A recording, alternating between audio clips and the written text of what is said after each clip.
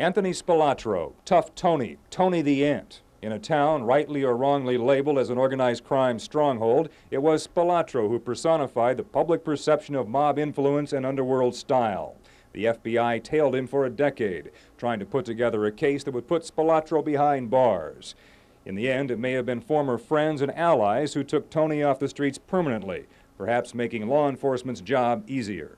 I think that his passing now will probably have an effect of somewhat of a deterrent in lessening the crime rate here in Las Vegas. Federal authorities believe that Chicago underworld leaders entrusted Las Vegas to Spilotro to supervise loan sharking, burglary rings, extortion, and other rackets. Ferran says operations will be disrupted without an iron-fisted boss man. Some victims may, victims being those who borrowed the money, may find themselves getting a pass because there is nobody here to collect. There may also be individuals at a lower level than was Spilotro and others who may still be around collecting. Mr. Spilotro's death now leaves the alleged overseer of Las Vegas spot vacant. Ferran explains that with dozens of crime figures from Chicago, New York, and other cities recently convicted or indicted, there may be a shortage of mob men available who could run Las Vegas's rackets as profitably and as efficiently as federal authorities believe Spilotro did. Richard Urey, Eyewitness News 8. We're worried about. You guys got to cut it out. I'm warning you now. All right? Tony Spilotro's winning streak in court was unparalleled in the ranks of organized crime. But lately, even Spilotro had to wonder about his future. Along with a 17-count trial which had ended in a mistrial, there was a separate murder trial slated. And a case implicating Spilotro in skimming from Las Vegas casinos was also waiting in the wings. All of the other defendants in the skimming case were convicted. As a young man, Tony Spilotro came to the attention of authorities when he was repeatedly spotted in the company of Chuck Nicoletti and Milwaukee Phil Aldericio, two of the most feared hitmen of their day. Some say Spilotro learned the ropes of the mob from the pair, but there was never any proof of that, only suspicion.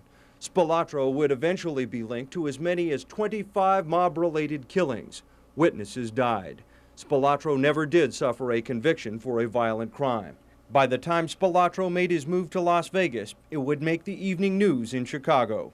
A man by the name of Tony Spilotro has attracted the attention of law enforcement officials, some of whom think Spilotro is the most cunning and dangerous member of the crime syndicate. In 1963, Spilotro was accused of the murder of a loan shark. Spilotro was acquitted when his co-defendant was shotgunned to death. In 1979, Spilotro suffered 2 convictions for filing a false loan application. The sentence, a $1 fine.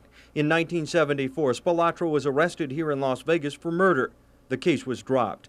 Later that year, Spilotro was accused of defrauding the Teamsters Union. All of the defendants, including some of the top men in the Chicago mob, were acquitted after the untimely death of the prosecution's star witness.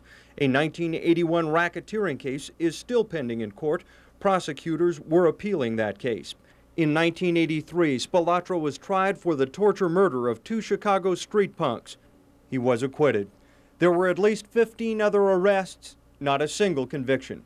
Law enforcement officials had yet to beat Spilotro in court. A longtime Chicago mob observer reported, "Some predict Tony will take a big fall someday, but it hasn't happened yet. So far, Spilotro has lived a charmed life." That charmed life ended last week. If the killers follow true to form of most mob hits, Spilotro's murderers will likely go unpunished. Mark Fierro, Eyewitness News 8.